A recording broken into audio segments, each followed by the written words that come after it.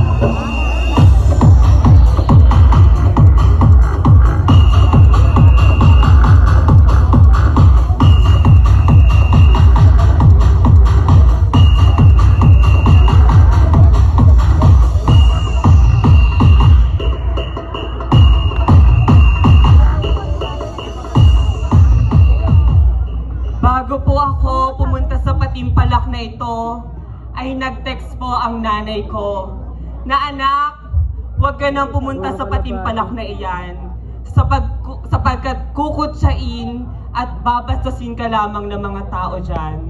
Ngunit dali-dali ko pong nireplyan ng aking inay na, inay, ang mga tao dito sa Dangan ay may bawang respeto at paggalang sa kapwa-tao.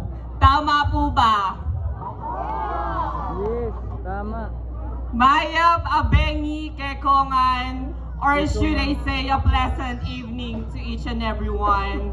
Ang nanay ko po ay isang mangkukulam. Kaya naman po ang hindi pumalakpak. Tsak, makukulam. At ang tatay ko naman po ay nag-iisang mambabarang. Kaya naman po ang hindi sumigaw na may kasamang palakpakan. Pag uwi, ika'y mababarang.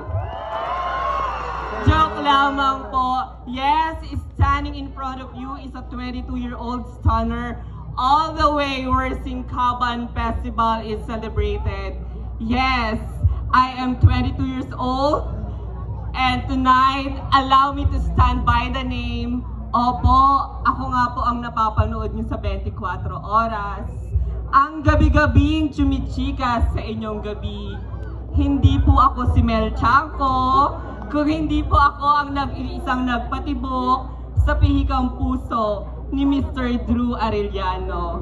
Yes, ako nga po ang nag-iisang Miss Iya Villania.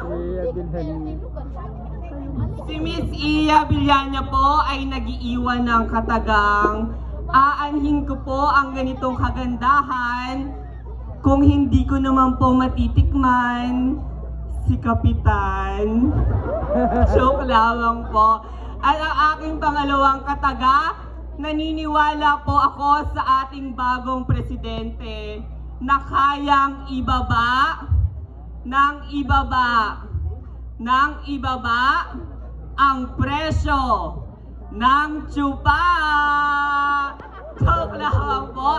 At ang aking huling kataga, bago po ako umalis dito sa etabladong ito, di bali na pong tawagin kaming babaeng may lawit. Kesa naman kay Kuyang, kay liit ng lawit. Happy Fiesta, Barangay Dangan. Magandang gabi po.